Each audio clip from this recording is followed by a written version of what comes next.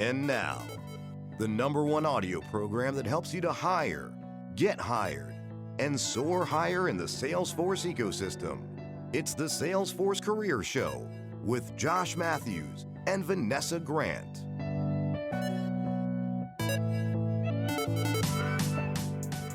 Okay, hello and welcome to the Salesforce Career Show. My name is Josh Matthews, and today we have a special guest. His name is Alex Lapa. Alex is a senior Salesforce architect who specializes in nonprofit. He has worked on as an app builder. He's also a podcast host, and he produces a regular newsletter for Salesforce professionals as well. Welcome to the show, Alex. Thank you, Josh. Thank you for having me. It's a pleasure to have you. Now, quick history, Alex and I had a brief conversation. I want to say it was about 3.5 years ago, and you had just started being a digital nomad. Now, your hometown is Toronto, is that correct? Montreal, actually. Montreal, my bad. Okay, I love me some Montreal. Okay, so Montreal, and then you spend a fair amount of your time overseas. Could you do me a favor, do the audience a favor, just describe what's a digital nomad? Yeah, so I would define a digital nomad as someone who has more than one home or who gets out more often as often as possible, let's say. Someone who isn't tied necessarily to one particular location, someone who's able to escape once in a while. Different, of course, degrees of digital nomad lifestyle. I'm choosing one, or I've chosen one, where I'm doing 6 months in Montreal, the summers, which are fantastic. And then I spend the winters in the south of Spain, which is where I'm from right now. That's fantastic. Well, welcome from across the pond, my friend. And, you know, for some people, there are a variety of styles of digital nomad, right? In your situation, you go to Spain. By the way, when you go to Spain, do you stay in the same location? Do you rent or So the first time I came, at least the same spot? Yeah, the first time I came, when we spoke, I was actually testing out various areas. I was looking for a place for a second home. So over the course of maybe 6 months, I had stayed in maybe 6 different places, about a month per place. And it was really along the coast in a very specific region, maybe 60 miles-ish, from coast to coast. So every 10 miles, let's say, I was trying a new spot and ended up being in one spot in particular now for the last 2 years. And I've even bought a place here. I loved it so much that I said, I'm planting roots, so I will have a place to come and call my own. Good for you. Congratulations. But there are more than one style of being a digital nomad, right? I've heard stories of some folks who, it's almost like there's no plan, right? They just like there is no home base and they spend all year bouncing around. Have you run into folks like that in your travels? Yeah. I think the only 2 requirements to be a digital nomad is a laptop and Wi-Fi. And the rest is really up to you. And when I say Wi-Fi, I mean internet in general. Hotspots and so forth are good enough. Sure. I see people who are using RVs, trucks, just zooming around the country. I see people flip-flopping all over the Europe or all over the world. Sometimes they work completely asynchronously, so there's almost no customer meetings, and they're just able to work completely remotely at any time zone, anywhere. For me, because I do have client meetings, I can't veer off too far from the Eastern time zone. So 6 hours ahead for me is perfect by being in Spain. But there's no real, that's the best part of it. It's so relaxed. There's no real rules to this game. It's really what you can do. And there are some people who do only a couple of weeks per year. Some do more, like myself, which is 6 months. And some people are, just say, I don't want to have a residency anywhere. I'm going to just be a perpetual digital nomad. Yeah, live out of your backpack, so to speak. I've got a friend who's going to be doing some of that digital nomad style next year on a boat. And he and his wife and their dogs, he's also a Salesforce pro, are going to travel with what's called the Great Loop, which is a year-long journey on typically a under 50-foot boat going up the Mississippi, through the Great Lakes, and then down through the East Coast, all the way through Florida and back.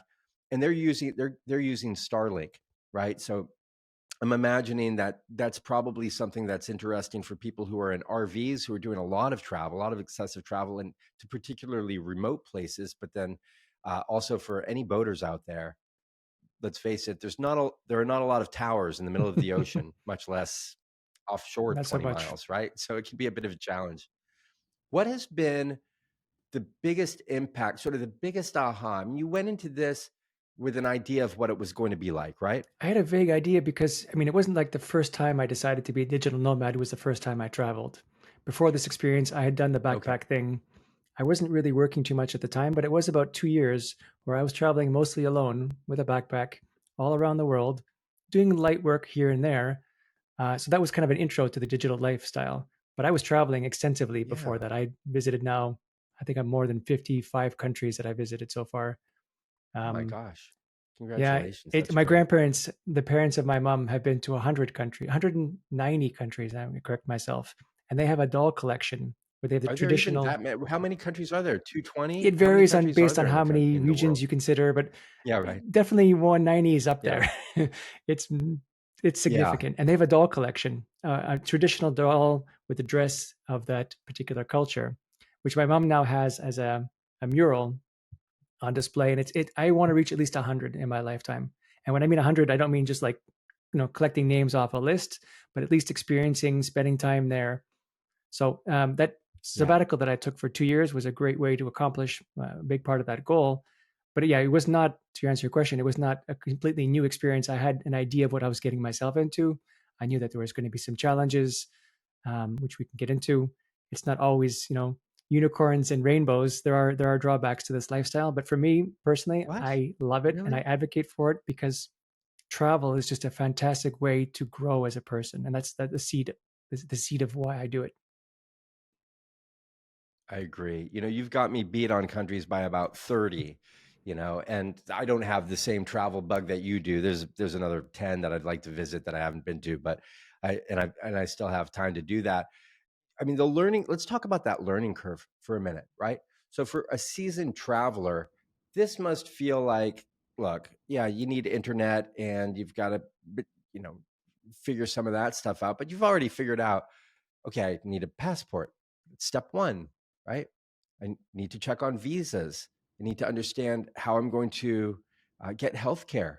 Do I need travel healthcare, for instance? And some countries will require that in order to give you a visa, things like that. So, what are some of the logistical challenges, or at least things that someone who's interested in this lifestyle should really begin to be aware of in the early Yeah. stages of So there's their a lot we can consideration? go through. Let's see if I can come up with some kind of ordered, structured Okay. list.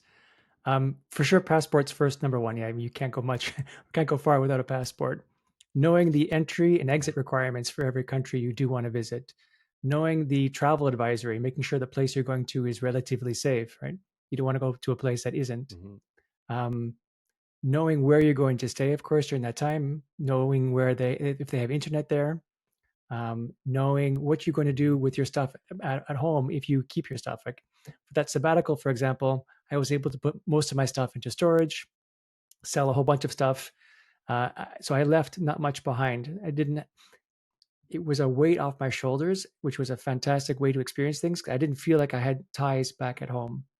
So deciding that level as well is important. How much you want to keep at your home and how much you want to just throw to the wind and say, let's just do this and see where the wind takes me. Um, Knowing at least What about scanned mail servers, things like Yeah, that? So forwarding for mail. your Yeah, actual mail that that's you're a good point receiving. too. I had forwarded Yeah. my mail mostly to my brother, so he was able to take care of certain logistics. Tax statuses, of Mhm. course, if you are planning to be away for a long period of time, you have to figure that part out. Luckily, with COVID, a lot of things are now much more digital than they ever were before. So moving around and doing everything remotely, signing documents and contracts, much easier now than it was, 5, Mhm. 10 years ago. That would be the Sure. starting points. So definitely, I'm sure I could think of some more as we continue talking. But as a starting point, that would be the list that I would work with. Yeah, those are all good. I mean, there's also banking and and by the way, folks, there are services that will open your mail for you and digitally Mm. scan it and send it to you in an email. So if you don't have a brother who's willing to crack open those letters and read them to you over the phone or over FaceTime or something like that, you can definitely utilize services like that. So, one of the things that's critical for most people now, if you're close to retirement or if you've been a very good saver and you have a savings, you can be a digital nomad and not be digital at all. You can just be a nomad. But the digital nomad is really an individual who operates some sort of remote employment or they have their own business that allows them to work remotely. Fortunately, in the Salesforce ecosystem, a really huge swath of the ecosystem are remote workers, whether they're working directly for Salesforce or for a partner or for a customer. But we are seeing it close down a little bit. We're seeing a lot more requests through my company for on-site hybrid work. So they just want you in the office a couple of days a week, but now you have to be in Minneapolis, right? Or now you have to be in Miami.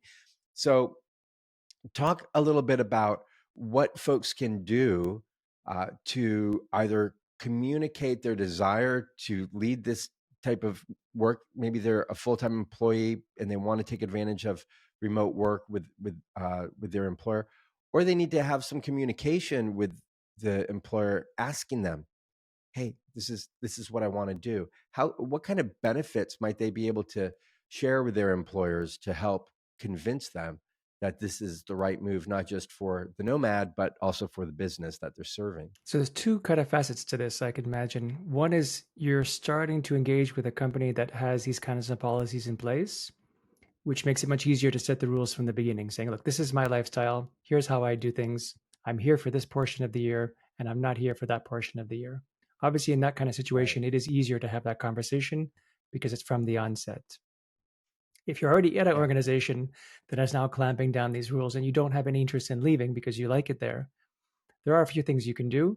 The first one I would suggest is start exploring the conversation of saying, look, as a trial, Mr. Manager, I would like to propose, working remotely for a certain period of time, a few weeks, a few months, and we'll just do it as a trial. Let's just see what happens. If it's completely unsuccessful and a flaming pile of, let's just not do this again. But if it's successful, I would like to repeat it again in the future. And phrasing it as a trial, not as this is how things are going to be from now on, makes it easier to digest and to swallow and to accept. And of course, you want to make sure you're super responsive when you're away. You have now a higher level of responsibility to be responsive, to react to demands of the clients, and to do good work, because you never want your employer to question that your level of quality or your professionalism. And if you do those right after that trial, and you should be able to get the feedback again to say, look, it worked really well, confirm it did go very well, and let's do this again, let's say next year. Which can, carve out a little niche for yourself to say, every year for a month or two, you are no longer on site and you are away. And you might have to sacrifice also a little bit more. Maybe during the time that you are on site, you spend 5 days a week at the office instead of 4 days a week, or 4 days instead of 3 days. But at least, you're able to carve that lifestyle out for yourself. Sure. And what about actually servicing companies in different countries? Is that something you've done? Have you gone in and supported any Spanish organizations, for instance? No. I have Spanish, Portuguese clients actually, which is kind of convenient because they're right next door. So at this point, I'm Canadian. Right there. Yeah. As a Canadian, I got most of my clients in Canada or the US, and there has been one in Romania and one in Portugal. It's great because euros are very strong in terms of currency. And I would be open to Spanish, but it's a different culture here. In this particular country, things are very mañana, they're very relaxed. Things take much longer than you would expect. So I don't know if I wouldn't reject, but it's harder to find employment or work here. I much prefer having something that's a bit more, in my case at least, North American, a bit more stable, a bit more business oriented, and then work here, so you don't have to depend on the local labor. Yeah, that makes sense. And then you get the North American rates as well. You do, and which is definitely a consideration. It's different perspectives as well in terms of how they conduct business. Here, it's a bit more. It's just different, and in terms of healthcare, in terms of banking, all that stuff. Everything for me stays in Canada, so I don't have to change too much. It's really just me physically being somewhere else. Sure. Talk if you can a little bit about some of the countries that you visited that seem maybe for the novice traveler or the novice nomad would be moderately soft landings for them as they begin to explore this lifestyle. So the easiest countries would definitely be Europe. And more European countries are offering what's called a digital nomad visa. So typically, with a Canadian or an American Right. passport, you're only able to stay in Europe for 3 months. You have to leave after that. But more and more countries are now offering this visa, which allow you and your family to spend up to a year and even renewable for 5 years. Portugal was one of the first that I'm aware of. It happened a couple of years ago. Spain was last year. Italy just announced theirs as well too. I'm not sure about the Oh, that's rest. I'm great. sure that, there are websites out there that you can research all this information. But the idea is that more and more countries are being open to this kind of concept with minimum requirements. As long as you have employment, as long as you can prove a certain level of income, as long as you have health care and travel insurance or travel health insurance would be important, then they will accept you. So, um, Yeah, and come spend your money with yeah, us, right? that's it. Like, That's why wouldn't they basically, want that? don't drain our system. Spend your money here, and we'll accept you. Hmm. So Europe in general is Yeah. very welcoming, especially for these places that have this kind of visa, because they're kind of expecting you. So as an English speaker that doesn't speak very much Spanish, I'm able to thrive here. I'm able to use Google Translate and other translation devices to help me with certain people. Sure. Obviously, I would love to learn Spanish more and more. But the idea is that even though you only speak English, you are able to function in most of these countries because luckily most people's second language is English. Yeah, that's terrific. I want to bring something to the audience's attention, which came across my news feed last week, and it's from Virgin Cruises. It's a cruise line. It's owned by Richard Branson, and uh, this article talks about a new cruise they have. It's called Work from Cruise, Workcations for Remote Workers. I thought that was pretty cool. And so for about 10 grand, I think is what it is all in. And that's probably per person. So it's not nothing, still got to pay a handsome sum. This is not the cheap way to do it, by the way, guys, but it's a really interesting way to get to explore what I would imagine is a lot of the Mediterranean, Mm. and work from a beautiful cruise ship, right? And so you can check that out just by typing in work from cruise and Virgin Cruises. But I thought, man, that's a great idea. Like, you don't have to worry about shopping, cooking, you don't have to worry about any of that stuff. Just getting some sunshine, getting out and visiting a variety of different ports and countries, and then hunkering down and getting your work done, getting your job done, which is nice too. There are a few agencies like this actually. Talk to me a little. I've seen it not necessarily Oh, as a there are? cruise, but there are digital Okay. nomad communities that basically have this round the world trip, or at least various locations around the world where they've already vested all the requirements that you need. They provide facilities for you, room and board. I'm not sure about food necessarily, but it's the same kind of thing. You pay a portion. The price you pay is for the room and board, for visas, for accommodations, for Wi-Fi. You're surrounded by like-minded people, and they don't. I think they move from country to country or place to place, or there's one place per year. There's something to explore there. I forget the name offhand, but there are definitely organizations and communities that help you achieve that digital nomad lifestyle. And you know what? Going that route, Alex, I think helps to cure one of the challenges that some digital nomads experience, and that's Yes. loneliness. I've lived overseas before. We spent 3 years in Australia, and it takes time to find your people. It takes time to make friends. It takes time to figure out the culture. You might be hysterical and really funny, prepared to no longer be funny. Like, the nuance gets lost in the new communities and across cultural lines.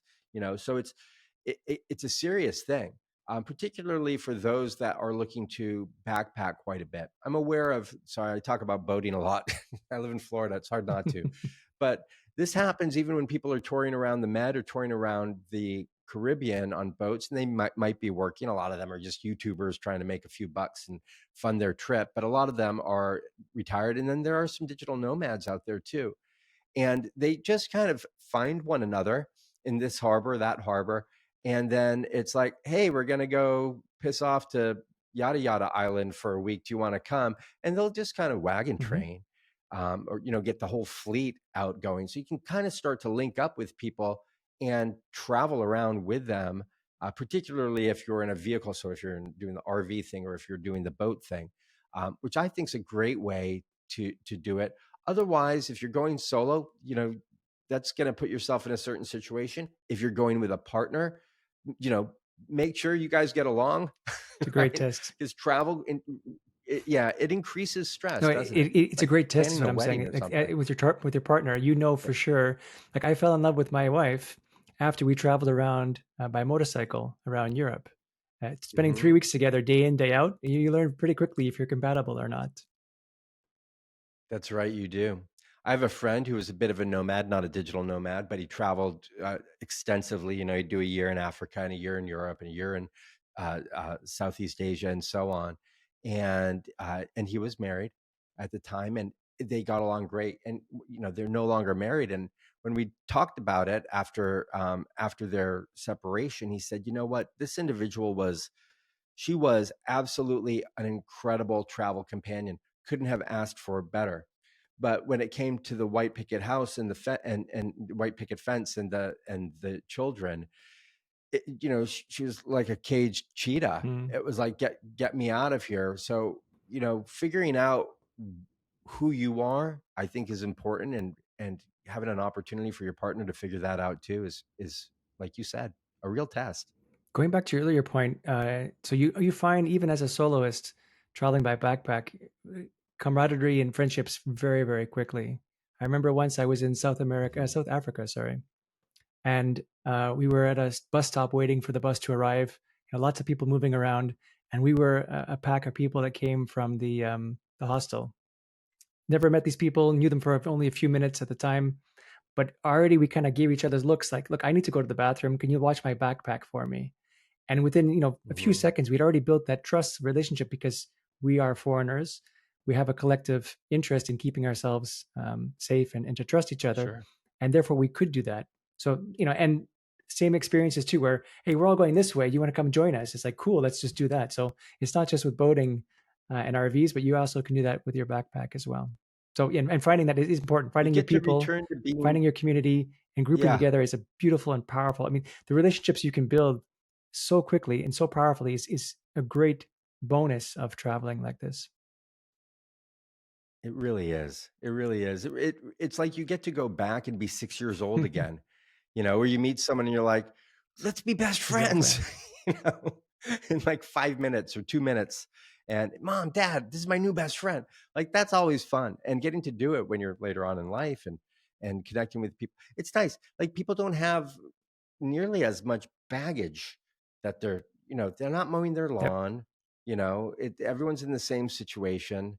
And finding that connection. I mean, if you can find it, it's great. And if you don't, you might need to move towns, right? Exactly. But it isn't too hard to find. As long as you Yeah. put yourself out there, as long as you put yourself in a place where you can meet people, you will. It's putting in that effort that sometimes people are resistant. Like, you have to, even myself as an introvert, I had to force myself, I had to turn a dial to become more extrovert, to push myself, to introduce myself and say hello to people. But once you get into it, it's like a muscle, like anything else. The more you do it, the better you get at it. And it becomes more and more effortless. And then that's the best part about pushing that comfort zone, is that at some point in time, you look back and say, wow, I've accomplished so much that I didn't think I could. And I'm so much bigger as a person now that I can be proud of what I did. I love that, man. I really do. I want to dive in on maybe a little bit of the dark side of it, right? Because we've already talked about there can be some disadvantages, whether it's security and safety or healthcare, access to healthcare, differences in cultures, which require a lot of adaptation or adaptation. Is there a story of like, gosh, Josh, like, in my experience, this is one of and I don't want you to relive some trauma here, right? But is there a moment or day or an event that happened where you're like, oh my God, what am I doing? Or it was scary or frustrating, difficult? So there's two scenarios I can think of. One was, I realized at a certain point when I was doing my sabbatical, right? So imagine I'm on my own, backpack, going from country to country with no particular direction, just really following the wind, which is awesome in so many different levels. Yeah. But I realized, by putting myself out there, by stressing myself to push myself, I couldn't do it every single day.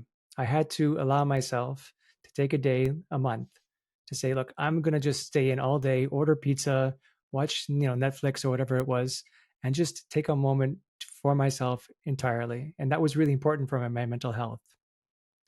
I would also say at a certain point, you come up with certain fatigues where, and I remember this the first time I came across a group where they were just tired. They were driving around Europe and they were just tired of seeing things. They didn't want to go to the cathedral. They didn't want to see this because I had seen so many in the last few months that one more cathedral was meaningless to them. I experienced that. I didn't understand that at the time until years later when I did the same, well, I had the same kind of experience. And I realized I'm just tired of moving around so much. It's tiring after a certain point. So you want to just be aware of that to know where your limits are and be okay with it and just say, look, I'm going to stop here for a little while. Maybe I'll go home for a bit because I'm tired of moving, and just be accepting of that, not to judge yourself too much, just to realize that there are limits. You can turn up the dial to 11 for too long and it will burn you out. Sure, it will. And what about too with time zones? So if there are people that need to run East Coast time zones, so that means your day of meetings might start at what time in Spain? It's 3, but you have to understand, there's actually a second reason why I chose Spain. Well, it's 2 of 10 reasons, let's say it, was because in Okay. particular, Spain, yeah, so it's great. I wake up whenever I want, right? No alarm, just my body tells me when it's time to wake up. It could be 8, could be 9 Yeah. local time. Meetings start at 3. So I have basically the whole morning and some of the afternoon entirely for myself. I've got missions to do.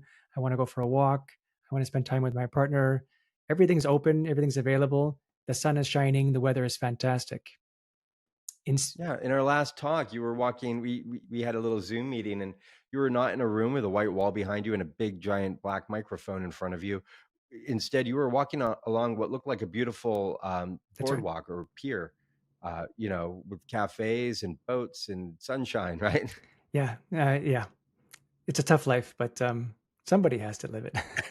And it's not just me. I'm That's not right, doing they anything do. magical. It's not like everything that we're talking about can be done by anyone if you put your mind to it, if you make it a priority. But to Yeah. finish that, Have you attended? Oh, I was going to sorry. finish Go the ahead. thought of Go ahead. in Spain in particular, why I like Yeah, Spain. please. So siesta time, basically people like Mexico, they just take time out during the day from between 2 and 5. Mhm. Meetings start at 3, so things are quiet anyway. I don't miss out by much by being in the office at home. And then if I finish the day around 9, 10, even 11 o'clock at night, if I want to go out for dinner, that's when Spaniards typically go out for dinner. If you go to a restaurant Right. 7, 8 p.m., you will be alone in the restaurant. You go there at 9, 10 o'clock, and that's when it starts getting bustling. So the Yeah. Spanish lifestyle really aligns well for at least me as a night owl. And I don't feel like I'm missing very much. I can still have a semi normal lifestyle, local lifestyle, even though I'm working remote hours. I love that. And have you and your wife, have you made friends where It you takes are? time. That definitely, once you start planting your seed, your roots, I Yeah. should say, you're saying I'm going to stay here now Mhm. and be here for a bit. It is difficult. I mean, you have to still put yourself out there. Um, During the week, it's harder to meet people, but I find exercise or common activities can help. Like I joined a paddle group, which is like pickleball, very similar Oh, sport. yeah. And I joined a group there, Sure. made a whole bunch of friends locally, and I'm starting to build it now. And it's slow. You have to give yourself time and patience again, but it is possible. Oh, that's great. And what about your ability to go and attend, for instance, European Dreaming events and actual Salesforce oriented events in Europe? Do you find that based in Spain, you're popping over to Munich or checking out Belgium? Like, are you using it as a launch pad to explore other countries on the I'm continent? starting to. Last year, I went to Dream Olay in Spain, which was actually my first Salesforce conference outside of Dreamforce. And that motivated Okay. me to start going to more in North America. So I was in New York, I was in Chicago, I was in New Hampshire. This year, unfortunately, Dream Olay is happening at the same time as Salesforce World Tour in New York. So I'm going to go to New York instead. But yeah, I mean, it's so Oh, I'll be easy there, to jump buddy. on a flight. I'll get to say hi to you. Pardon me? I said Oh, I'll be there too next oh, week. cool. I'll get to Awesome. say hi to I'm you. looking forward to shaking your hand. Yeah. Yeah. Um, That'll be great. but yeah, it's easy when you're in Spain and Europe in general to just hop on a flight, costs almost nothing to jump around. So there's Paris, there's UK events. I mean, all over Europe, there are definitely events you can jump to that are very Sure. easy to. London's So I'm calling. starting to. I'm Hmm. starting to get there. Any last messages for our listeners here regarding recommendations or advice on how to be a successful digital nomad? I would say just take your time, do the research. Um, don't be a perfectionist. You might not get it right the first time. It's a process that you learn as you go, kind of thing. Uh, Follow the steps we talked about at the beginning about preliminary steps, what to do, what not to do. Um, be kind on yourself, but be open to the experience as well, because as I mentioned, growth for me is a big part of my life.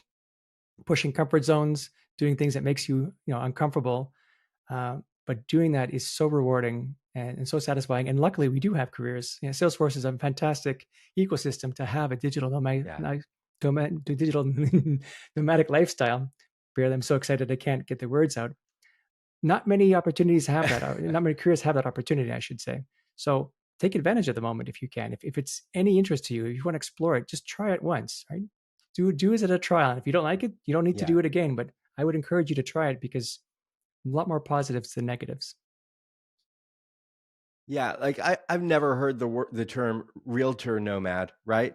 Like there are certain things that you simply can't do, remotely, like being a real estate agent, for instance. Alex, it's been great having you on the show. I'd love for you to take a moment and just please share, where can people follow your podcast and how can they connect with you for your newsletter? Sorry, the podcast is about nonprofits. So my specialization at Salesforce or with Salesforce is with nonprofits. So I have a podcast that's oriented toward that, not necessarily Salesforce, but more nonprofits in general. And that's called Agents of Nonprofit. And then I have a newsletter or email list 5 days a week. I'm sending out little snippets, nuggets of helping junior Salesforce consultants. That's not specific to nonprofits. It's more about Salesforce in general. And that's called the Good Enough Consultant. The Good Enough Consultant. So they can go to the goodenoughconsultant.com and register That's right. for this. Okay, fantastic. And if it's not up there already, we'll get it on the Expand Exchange, which is our directory to help folks in the ecosystem connect, collaborate, and learn as Awesome. well. So Alex, thank you so much for being on the program. Audience, thank you so much for listening. We'll be back I guess we'll be live a week from when this gets launched. And hopefully have some updates for you from New York City World Tour from Salesforce. Thanks for being listeners. And if you are interested at all in new opportunities, or you'd just like to bone up a little bit more on your ability to interview or learn how to hire the best talent in the world, in the ecosystem, go ahead and check out the salesforcerecruiter.com. Thanks, Alex, and have a great weekend. Thank you. You too.